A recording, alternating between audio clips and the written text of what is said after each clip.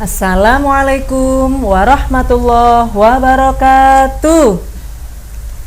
Selamat pagi anak-anak kelas 6 MI Tarbiyatus Syarifah. Bagaimana kabar kalian hari ini? Bu Eni berharap kita masih dalam keadaan sehat walafiat dan selalu dalam lindungan Allah Subhanahu wa taala. Amin amin ya rabbal alamin. Berjumpa lagi dengan video pembelajaran Bu Eni. Kali ini Bu Eni akan menjelaskan tentang mata pelajaran Aswaja dan KNU-an dengan materi Ukhuwah Nahdiyah.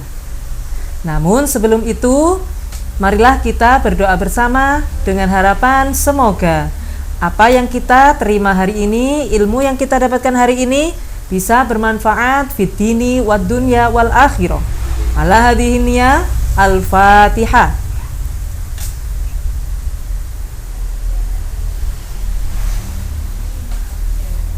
Amin amin ya rabbal alamin.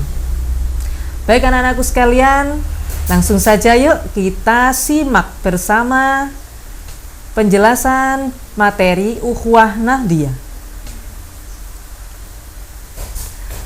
Yang akan kita pelajari hari ini yakni pengertian Ukhuwah Nahdiyah, kemudian yang kedua macam-macam Ukhuwah Nahdiyah, yang ketiga penerapan Ukhuwah Nahdiyah. Yang pertama, pengertian Ukhuwah Nahdiyah. Apa ya arti Ukhuwah Nahdiyah? Kita sering ya dengar kata-kata ukhuwah ya.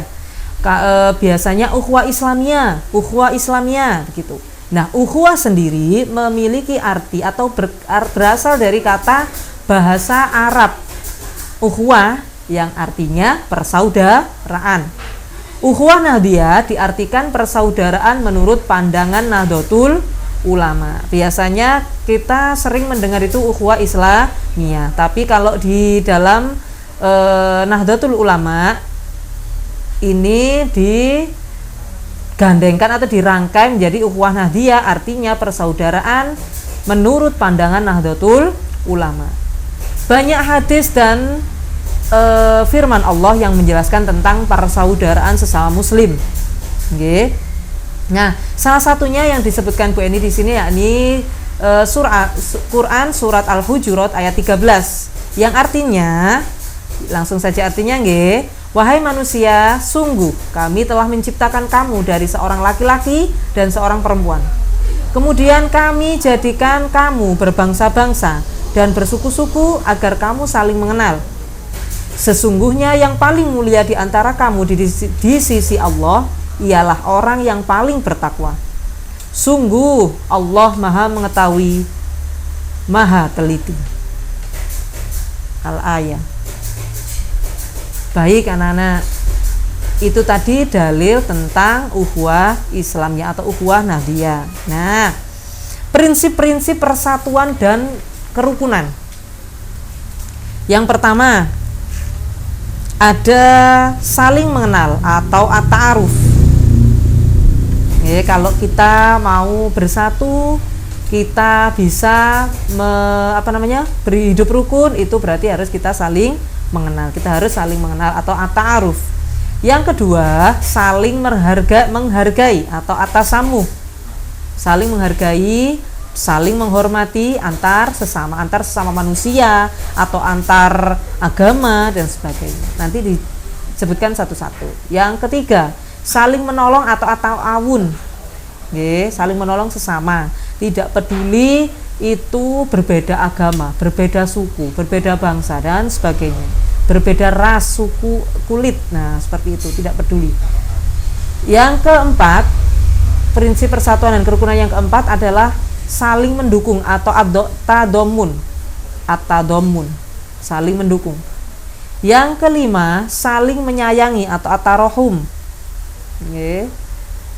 Yang keenam, saling memahami tanggung jawab atau at-tafakul. Berikutnya yang ketujuh adalah saling memahami kelebihan atau kekurangan, at-tafahum. Tidak, artinya kita tidak boleh melihat kelebihan atau kekurangan orang lain dalam berteman atau dalam bergaul.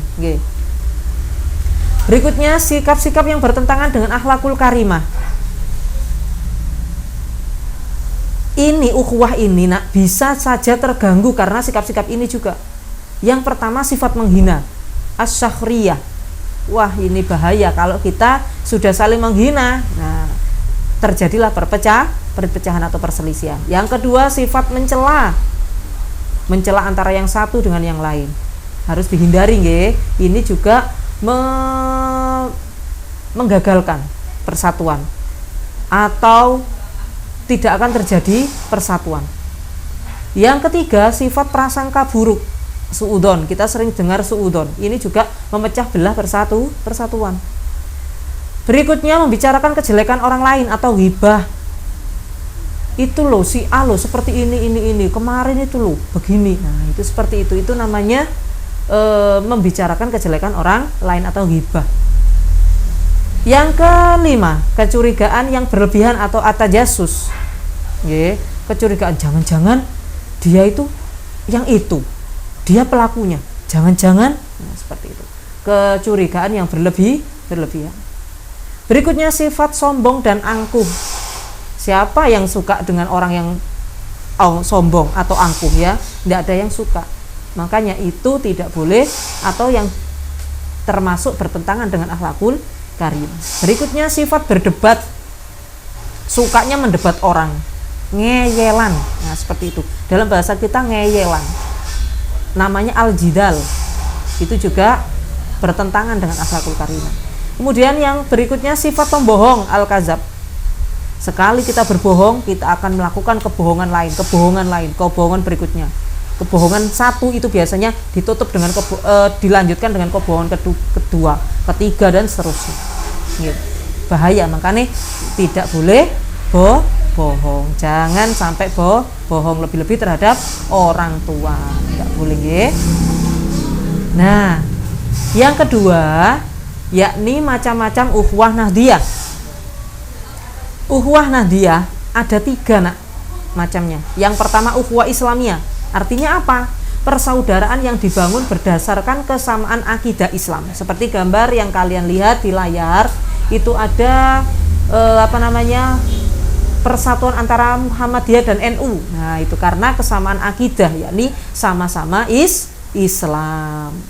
Yang kedua, ukhuwah watoniyah, yakni persaudaraan yang dibangun berdasarkan kesamaan kebangsaan dan cita-cita membangun satu negara.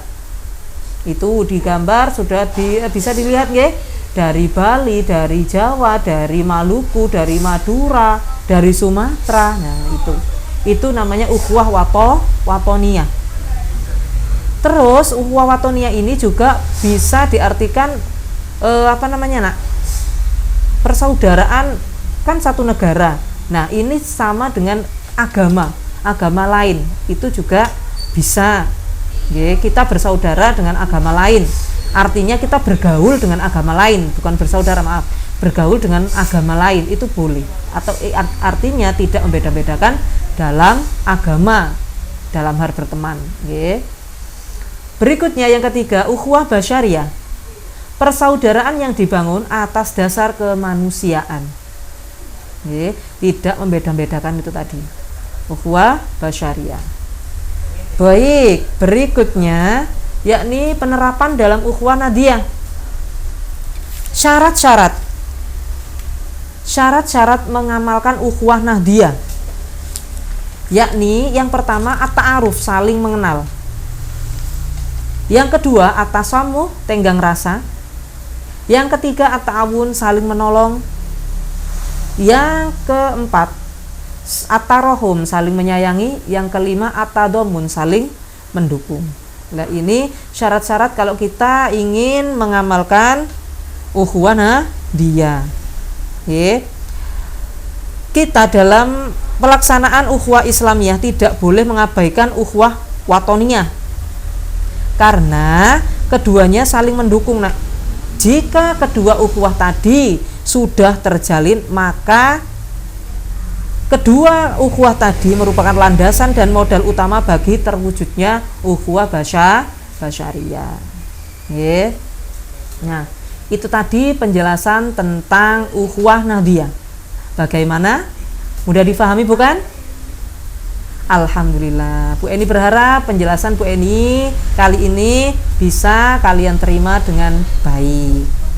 Untuk lebih memahami lagi, Bu Eni punya tugas bagi kalian.